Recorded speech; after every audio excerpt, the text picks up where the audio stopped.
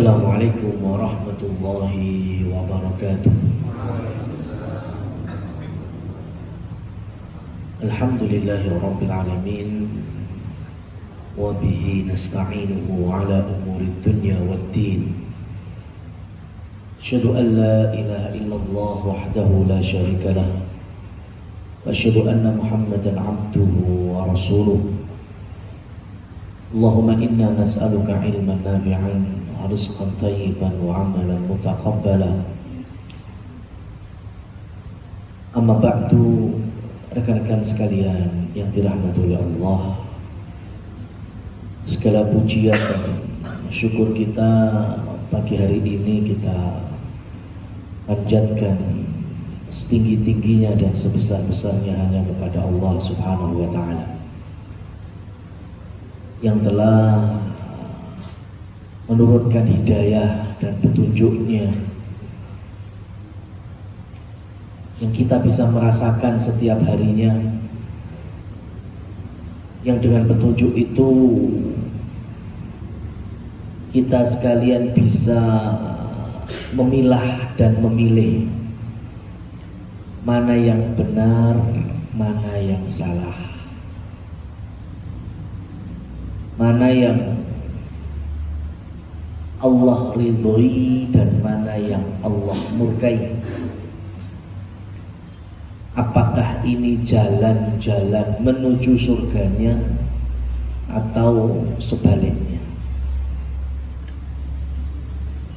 Teman-teman sekalian yang dirahmati oleh Allah, ketika Rasulullah SAW yang kita juga bersolawat serta salam kepada beliau menjelaskan lebih gamblang lagi petunjuk-petunjuk dari Allah itu, dari sisi kehidupan sehari-hari, berinteraksi antar sesama, secara verbal, ucapan, perbuatan, itu yang memudahkan kita memahami aturan-aturan Allah Subhanahu wa Ta'ala. Dan di antaranya ada salah satu rumus yang oleh orang Arab sangat dikenal sekali. Kaidahnya bunyinya gini: wa bididdiha tatabayyanul asya'u. Wa bididdiha, dengan kita mengetahui kebalikannya, tatabayyanul asya'u, perkara itu akan semakin jelas. Saya mau tanya, teman-teman tahu rasane luwe? Kenapa kok ngerti rasane ngeleh? Karena pernah merasa kenyang. Jadi iso beda nih, oh iki wareg, iki luwe. Pagi hari ini di ruangan ini terang karena lampunya lagi on. Kenapa kita tahu kok padang ini seperti ini? Karena yang pernah merasakan namanya gelap. Nah, kehidupan kita itu kalau mengenali satu perkara dengan kebalikannya itu lebih awet di dalam pemaknaan satu urusan atau perkara tersebut. Imam Ibnu Qayyim al-Jauziyah di dalam kitab beliau Fawaid menyebutkan, manusia setelah para nabi dan rasul yang paling kokoh imannya, yang paling kuat Islamnya, yang paling sabar di atas syariat Allah dan Rasulnya adalah para sahabat Rasul Muhammad SAW, khususnya sahabat-sahabat muhajirin, sahabat Nabi Muhammad yang datang dari Mekah. Mereka adalah orang-orang yang paling kuat imannya, kokoh tauhidnya. Kata Imam Ibnu Qayyim, alasannya adalah rata-rata di antara mereka dalam tanda petik mantan. Ya, karena kebanyakan dari mereka mantan kafir, mantan musyrik, mantan perilaku-perilaku kekufuran. Sehingga ketika mereka mendapatkan hidayah dan petunjuk Allah, mereka tahu selama ini mereka dalam kegelapan. Cahaya hidayah masuk, maka karena sudah pernah melakukan tindakan-tindakan yang Allah murkai, mereka tahu perbedaannya. Makanya kokoh di atas Islam sekuat-kuatnya. Dan itu terucap salah satunya dari seorang sahabat yang bernama Ja'far bin Abi Thalib. Di hadapan Raja Habasyah menyebutkan, kunna qauman na'budul asnam, kami dulu adalah masyarakat yang menyembah berhala. Wa na'kulal maitah, kami dulu mengkonsumsi binatang-binatang, bangkai-bangkai, sembarang kali, orang ngerti halal, orang ngerti haram. Wa nusi'ul jar, kami dulu berbuat buruk terhadap tetangga, lingkungan, yang kuat memakan yang lemah, artinya zalim. Kami tidak bisa mengenali sesuatu dari sisi kebaikannya, sampai datanglah di antara kami manusia yang paling kami hormati, nasabnya paling kami muliakan, membawa cahaya petunjuk dari Allah, an-nuwahidallah, supaya kami ini hanya beribadah satu-satunya kepada Allah Subhanahu wa ta'ala. Ini pengalaman pribadi salah seorang sahabat. Teman-teman sekalian yang dirahmati Allah, barangkali di antara kita ada yang dulunya berprofesi atau bekerja di sektor yang haram-haram. Itu ketika tobat, atau bahasa hari ini dikenal dengan hijrah, dan betul taubatnya, itu Masya Allah, itu babakan gaji, babakan duit, iso perimpen mas. Patuto mangewu 10.000 lah, iki gak jelas, iki ane ambu-ambu harami, ya, itu gak mau nerima. Kenapa? Karena dia mantan, ya, dia pernah terjerumus, berkubah, nyemplung dalam perkara ini. Makanya ketika tobat, dia sangat paham. Makanya dia lebih fokus untuk bisa memilih, ini betul-betul yang halal yang akan aku ambil, yang akan aku buat makan, keluargaku juga. Malah sing urung nate iku sing biasa untuk ngrawasi. Ya, bukan saya kemudian ngongkon ya aja. Ya, biasanya ya ngono, titik ora apa-apa. Ya, mung titik insyaallah ditobati. Ya, Pak, itu yang bahaya. Ya. Makanya kenapa kalau dari teman-teman yang bertanya ya terkait ya, perkara-perkara yang haram, misalnya harta haram, kemudian saya cerita pribadi, ya memang banyak sekali yang bisa saya tolak. Kenapa? Karena saya punya pengalaman, bilangannya saya podo titik mas. Saya belum pernah dapat godaan yang sampai 3 digit, MM-an. Yomboh masalahnya, setannya beda. Ya, like kalau saat digit, 2 digit itu alhamdulillah kuat-kuat baik. Karena memang belum punya pengalaman yang banyak. Gak tahu jaminan itu belum, gak ada kita yang tahu.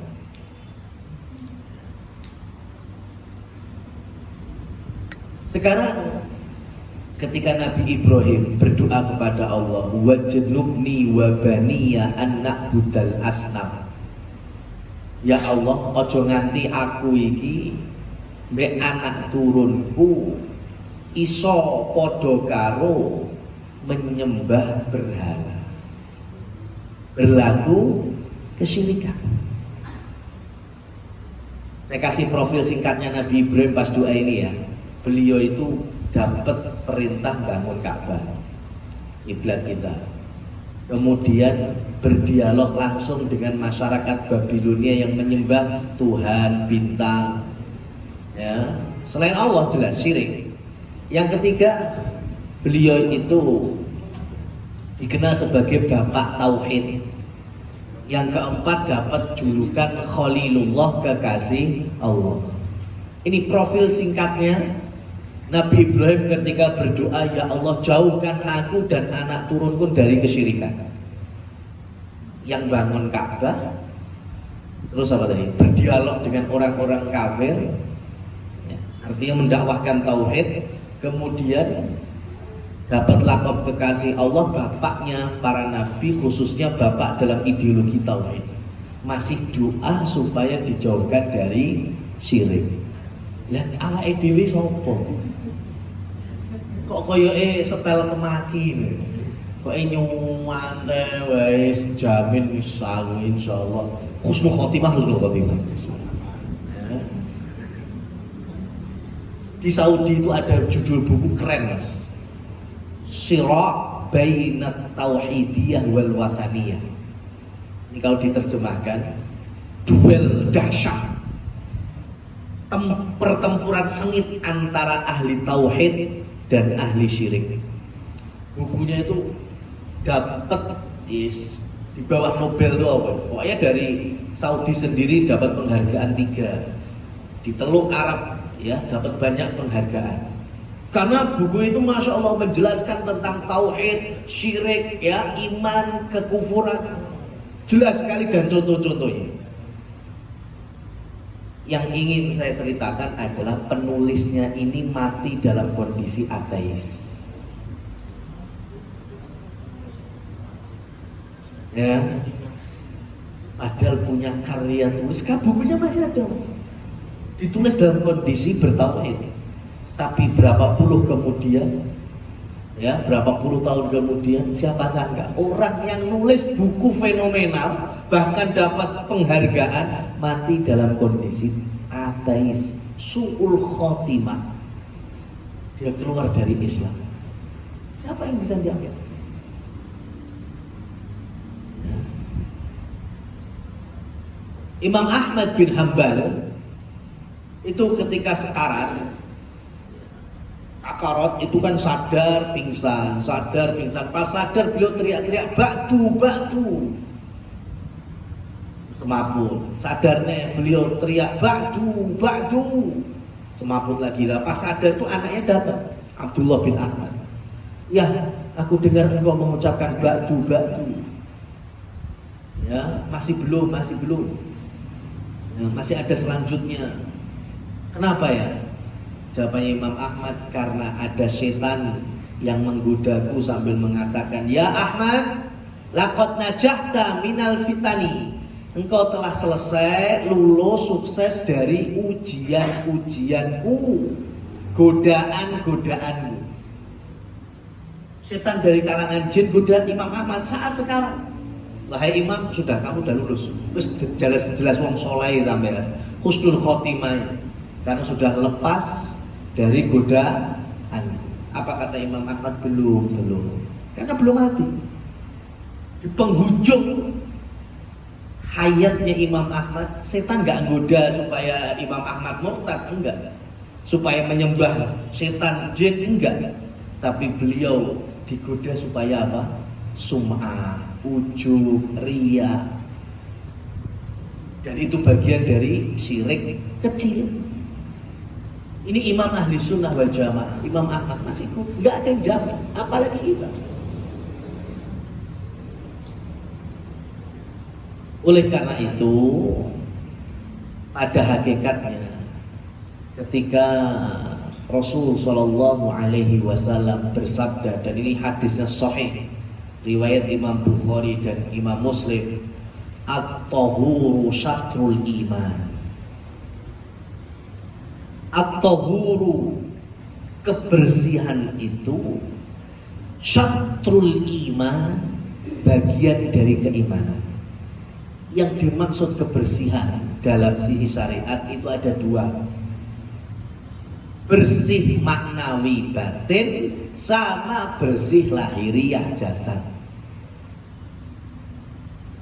Yang pertama tadi apa? Bersih batin. Lemai kotorannya apa? Kotoran terbesar ya tadi syirik. Itu kotoran ini.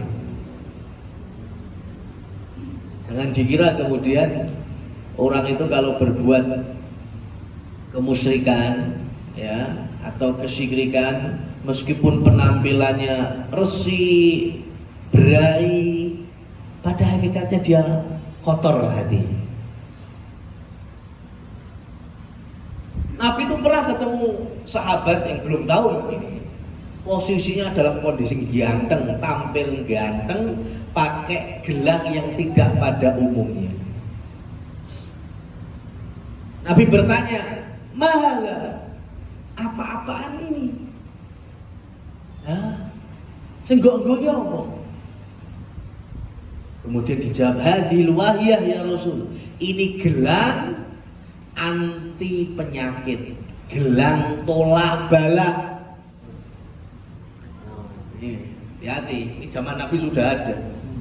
Kalau sekarang kan ini gelang kalau dipakai, kalung dipakai, cincin dipakai, bisa mengumpulkan dua energi positif. Energi dari magnet ini gelang sama ya energi yang ada pada peredaran darah Anda. Cukup dengan mahar 999.900. Hati-hati. Ya, zaman Nabi itu sudah ada. Kata sahabat ini al-wahid, artinya gelang tolak balak ya Rasul. Kata Rasul, inzi'ha, lepaskanlah itu. Ya, inzi'ha itu maksudnya lepas guangan atau lepas hancurkan. Kenapa? Fa'innaha wahdan, itu adalah kelemahan. Rasul menyebut yang kamu pakai itu malah bukan bikin kamu sehat, bikin kamu lemah. Bukan bikin kamu sembuh, tapi bikin kamu lemah. Dan jika kamu mati dalam kondisi meyakini seperti itu, maka kamu tidak akan pernah bahagia selama-lamanya. Maksudnya apa? Ahli neraka. Kenapa? Karena Allah itu sudah turunkan asbab. Ada sebab-sebab secara syar'i, ada sebab-sebab secara qadari, alami, penelitian. Mau apa? Semua dari kita ini sudah Allah sebutkan asbab musababnya. Mau sembuh silahkan, berobat dengan apa? Al-Quran boleh, itu syar'i. Berobat dengan apa? Habbatus sauda ada hadisnya, madu ada hadisnya, paracetamol ada qadarinya, disepakati ya oleh semua ahli kesehatan, makanya dibolehkan. Tapi kalau sakit kemudian berobat resepnya kon keliling omah ping 7 ora katokan ya, bar kuwi buak sempak nang dhuwur gendeng. Lah ini dari sisi syariat gak ada dalil Quran hadisnya, dari sisi qadari penelitian yang disepakati juga gak ada. Ini yang berawasi itu seperti ini. Ini yang ya bersifat potensi kesyirikannya ada. Bekerja ya syariatnya ada, disuruh kita untuk keluar rumah mencari nafkah ada. Penelitiannya jelas ya, disepakati mau dapat duit yo normalnya bekerja, profesional kah, jasa kah, ya, jual beli kan. Nah, nggak ambil dua sebab ini ya. Dulu saya gede di Salatiga, itu ada lokasi namanya Susuh Angin-Angin. Wah itu nggon sing wong areng golek pesugihan lancar di situ. Saya lahir di daerah Madiun Raya. Di sekitar Madiun Raya itu ada gua sing banyak monyetnya, dikenal sampai hari ini pesugihan kethek. Dan yang masyhur ada Gunung Kawi, ada pesugihan Nyi Blorong, ada alas ini mas, alas tuwo, ya ada yang cedak ya WDW ya Kemukus, ya. Kemudian jangankan di Jawa, di luar Jawa ada daerah Tinibalu, ada namanya Segoro Kembal. Yang anehnya bukannya semakin kesini semakin dikit, tapi malah semakin banyak pesugihannya itu. Dan ternyata yang mendatanginya itu bukan orang-orang yang jelas musyriknya atau non-Islamnya, beragama kafirnya, enggak. Tapi banyak orang-orang muslimin, muslimat. Secara zahirnya kelihatannya seperti itu. Nah, ini kan hati bersihnya bagian mana? Kotor semuanya. Akhirnya nanti bisa nular kemana-mana, sampai zahirnya, lahiriah. Mas, berapa kali ya saya tuh kan sering sekali lewat ini gue daerah di Sargede Ngalor, Bangjo, Ngetan, apa sih? Sor Pelem, ya Ngetan, warung Pelem, Ngetan gitu. Nah, itu kan sekarang tambah banyak ya, ipik-ipik, kemudian babi kuah A, babi kuah B, semakin banyak itu. Tapi masalahnya bukan di situ. Terkadang kan ketemu Bang Joetani kan kita iso tolah-tolah kanan kiri loh. Nah itu, ya mohon maaf kalau yang lanang saya nggak bisa ngidentifikasi ini jadi mau dulurku muslim apa ora. Tapi yang perempuan ya Allah saya lihat pada kudungan jilbaban. Loh makanya coba mas, lewat kono aja mlebune lewate. Ya, jam-jam makan yang banyak itu jam-jam makan siang. Nah sekarang umpomo mas, nek kono arep trimo pesen segondok BST, tetap kita mikirnya kan, iya, ya, makanya bukan kemudian kita langsung menjustifikasi. Tamak saya minta dulur-dulur itu juga jangan bermudah-mudah. Koyo arek panggonan sing liya. Ya, kurang-kurang angkringan warmindo. Ya, nek pengen anu yo daging-dagingan yo sate kambing yo pating kelata. Ya. Gitu. Itu kita lihat dari zahirnya. Begitu juga kalau ke Mukus, kemana. Terus terang mas, saya itu pernah ke Mukus, tapi untuk penelitian. Ya kan? Ojo mbok anggap member ya. Betul. Ya. Itu saya datang itu banyak, saya tanya beberapa, saya interview dulu itu tahun-tahun ya 2010-an. Itu KTP-nya Islam loh. Tapi ke sini.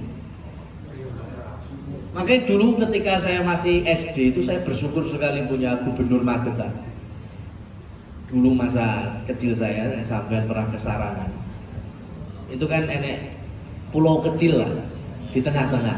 Kuimbian kan enek jembatannya. Ya, ada jembatannya. Meskipun sudah ada kapal-kapal ya, tapi masih ada jembatannya. Jadi kita itu soalnya melakukan apa namanya di pulau kecilnya itu, di danau, pulau cilik itu ada jembatannya. Oh itu dulu ada, emang dipelihara kayak kidang-kidangan, beberapa jenis burung di situ. Jadi kayak mini zoo lah.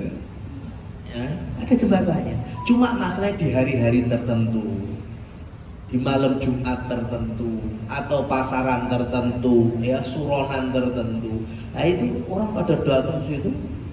Nah itu memang dijadikan sebagai lokasi salah satu yang pesugihan. Sehingga destinasi wisatanya akhirnya sangat, jadi orang ke situ bau, akhirnya kayak bau menyan, bau macam-macam mas. Sehingga banyak yang komentar sehingga kebijakan bupati untuk menghancurkan dan merobohkan jembatan. Bagus.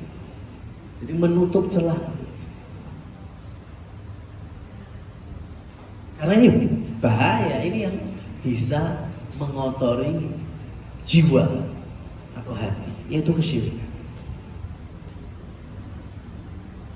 Baru yang kedua, teman-teman semua yang dirahmati Allah, baru yang sifatnya kebersihan jasad lahiriah. Nabi Muhammad SAW ketika peristiwa Isra Mi'raj itu kan beliau dari Mekah ke Baitul Maqdis, baru nanti ke langit. Nah di Baitul Maqdis itu ada dua peristiwa besar setidaknya. Yang pertama, beliau itu nantinya menjadi imam seluruh para nabi dan rasul. Sama malaikat Jibril memang diperintahkan jadi imam. Jadi makmumnya seluruh para nabi dan rasul sebelum beliau. Maka setelah itu beliau bergelar Sayyidul Anbiya, Imamul Mursalin, pemimpinnya para nabi. Sehingga tidak ada nabi yang datang sebelum Nabi Muhammad itu mau nggak mau bermakmum dengan beliau Shallallahu Alaihi Wasallam. Ini sebagai pelajaran umatnya harusnya juga gitu sing urip. Contoh, ada yang meyakini Nabi Ibrahim, Nabi Musa, tapi nggak mau mengimani Nabi Isa dan Nabi Muhammad. Lalu Nabi makmuman dengan Nabi Muhammad, Pak. Oh ini malah ragil. Ada masyarakat yang iman kepada Isa alaihi salam, tapi nggak mau beriman kepada Nabi Muhammad. Lalu nabimu malah sing mbok omong anak Tuhan kuwi wae makmuman kepada Nabi Muhammad. Lalu umatnya ke orang gelem. Ini yang pertama, jadi menisbatkan kalau betul-betul Nabi Muhammad itu pemimpin seluruh utusan Allah. Disepakati itu, beliau menjadi imam sholatnya. Kemudian yang kedua, kenapa kok Allah nggak ada mampir nih ke Baitul Maqdis dulu, kenapa nggak Mekah langsung Sidratul Muntaha kan iso. Dan besok ketika Dajjal mau dibunuh oleh Nabi Isa pun, Nabi Isa turun dari langit ke Menara Putih Masjid Jami Suria Damaskus. Di wilayah juga Syam. Baitul Maqdis itu juga Palestina, Syam, Suria juga bagian dari Syam. Sebagian ahli ilmu menyebutkan karena pintu langit pertama itu dari Syam. Ya, sebagian ulama mentafsirkan demikian. Ya, karena jalur pintu langit pertama itu dari wilayah Syam. Makanya Rasul memuliakan wilayah Syam ya, dengan hadis beliau bahwa wilayah Syam itu ya dikelilingi oleh para malaikat yang mengepakkan sayap-sayap mereka. Ya karena memang jalur menuju langit itu dari sana. Ini sebagian ahli ilmu.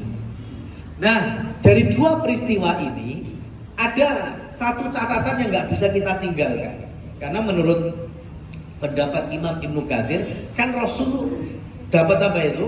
Perintah wajibnya bagi umat muslimin muslimah sholat sehari semalam 5 kali. Dan di antara syarat sahnya sholat itu bersuci. Makanya Nabi Muhammad diajari wudhu sama malaikat Jibril juga di sela-sela itu. Ya, berarti wudhu yang salah satu bentuk kebersihan lahiriah kita itu ada di dalam peristiwa besar Isra Mi'raj. Jadi masalah kebersihan badan pun dalam Islam itu juga ada pembahasan. Salman Al-Farisi malah mengatakan, Salman Al-Farisi itu kan mantan pemeluk agama macam-macam. Ya, Nasrani nate, Majusi nate, ya, bahkan pernah kerja jadi security api Majusi, ya, yang menjaga api Majusi tetap nyala terus. Itu Salman pernah bekerja seperti itu, agama opo sampai akhirnya meluk Islam.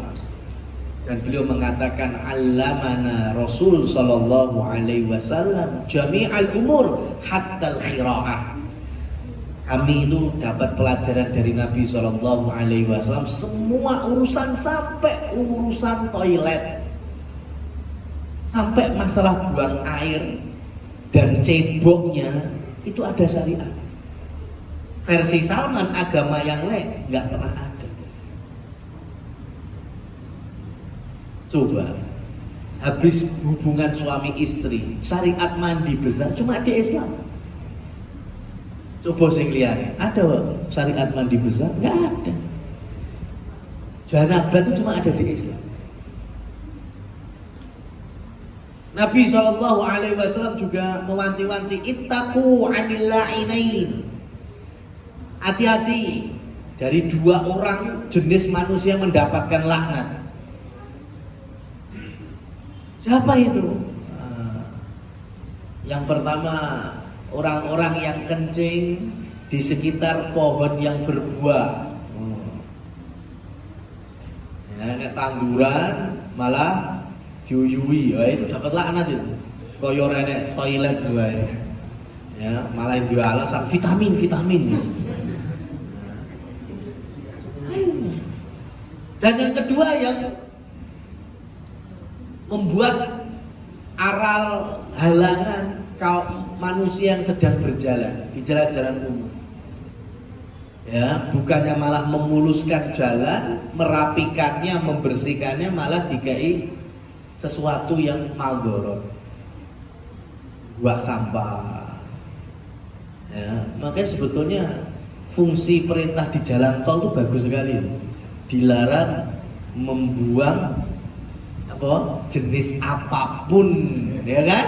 Betul. Emang jalan umum itu nggak boleh buat.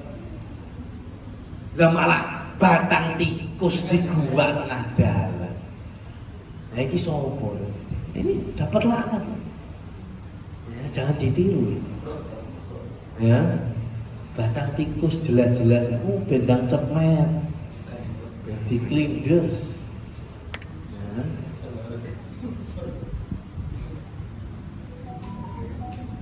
Nabi Muhammad juga mengajari para sahabat. Awalnya gini, Nabi itu melihat ada seseorang yang koyok-koyok klambine iki ora nate ganti. Kalaupun miskin cuma ya mungkin punya 1-2 setel aja, Nabi memberikan pertanyaan, tidakkah engkau punya waktu untuk mencucinya? Itu sehingga kemudian nantinya dalam perilaku beliau, Nabi itu punya baju yang khusus buat Jumatan, yang khusus buat sholat Id, ya, kemudian yang biasa untuk mendatangi walimah. Masya Allah. Kemudian beliau juga menyampaikan kepada sahabat yang lain, bersihkan rumah-rumah kalian dan depan-depan rumah, artinya kalau ada halaman. Karena di antara sifatnya masyarakat Yahudi, mereka itu tidak pernah nyapu latare rumah. Kita diminta untuk jauh dari karakter Yahudi. Yahudi itu rese-rese halaman rumahnya enggak, mas. Makanya kita diminta untuk membersihkan rumah sekaligus halamannya, duwe halaman, punya teras, itu dibersihkan.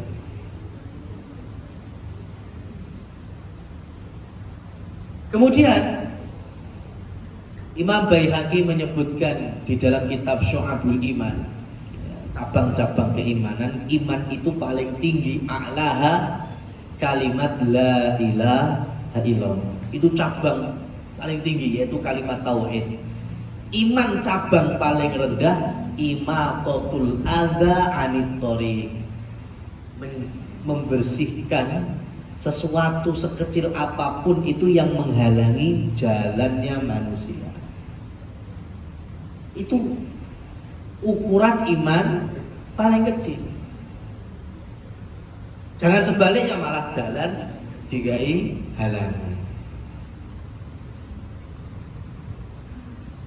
Makanya di beberapa kajian fikih itu ada loh pembahasan polisi tidur.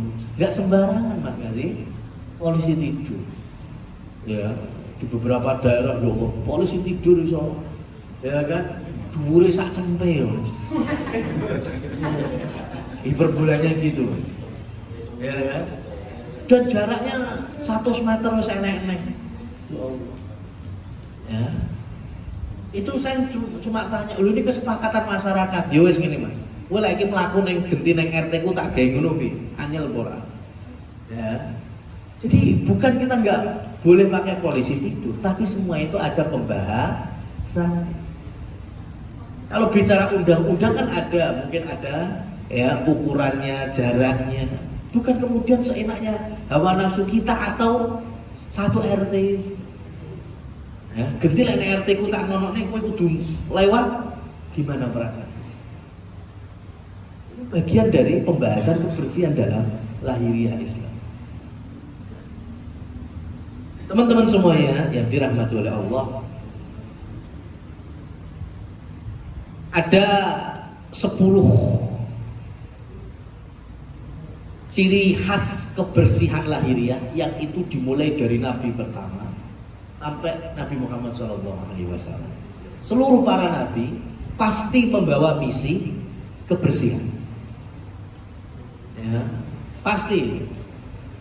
Jadi menunjukkan kalau orang beriman itu pionir dan perintis dari kebersihan. Hadisnya riwayat Aisyah radhiyallahu anha, Nabi Muhammad bersabda, ashrun minal fitrah. Ada 10 perkara yang ini bagian dari kebersihan lahiriah. Yang pertama adalah qassus syarib. Ini khusus cowok ya. Jadi memendekkan atau mencukur kumis. Ini bagian dari kebersihan. Malah kumis sampai nutupi mulut, itu malah bukan syariat. Wa iqfa'ul lihyah, terkait dengan jenggot. Yang cowok itu malah yang memelihara jenggotnya. Wasiwak, bersiwak, sikatan. Ya, Nabi itu ketika sekarang itu ada sahabat yang masuk, Abdurrahman bin Auf, itu lagi siwakan ini. Nabi ngasih isyarat kepada Aisyah. Nabi sudah gak punya kekuatan, udah lemes ini. Aisyah peka, oh Nabi mau disiwaki, akhirnya disiwaki. Detik-detik wafatnya Rasul. Artinya sikatan itu bagian dari menjaga kebersihan, dan itu disepakati seluruh para nabi dan rasul. Wastishqaqu wastinsyaqul ma'i, kemudian memasukkan air ke dalam hidung. Kalau kita masuk, include kan di wudhu. Kalaupun nggak wudhu, ya coba masukkan air ke dalam hidung. Nah itu kan bagian dari terapi. Ya, mungkin teman-teman ada yang pernah merasakan gurah. Itu kan dileboknya yang itu. Ya. Wa qassul atfar, motong kuku. Jangan malah dipanjangkan. Buat apa manjangin kuku? Baik yang laki maupun yang wanita itu malah diminta untuk dipotong. Kalau untuk perempuan diwarnai itu malah urusan yang lain, dibolehkan, tapi jangan dipanjangkan. Wa ghuslul barajim, dan mencuci jari jemari telapak tangan ketika selepas makan atau ketika memang ada kotoran. Ini syariat seluruh para nabi. Wa natful ibti, mencabut bulu ketiak. Ya, ini bagian syariat. Jangan malah diumbar.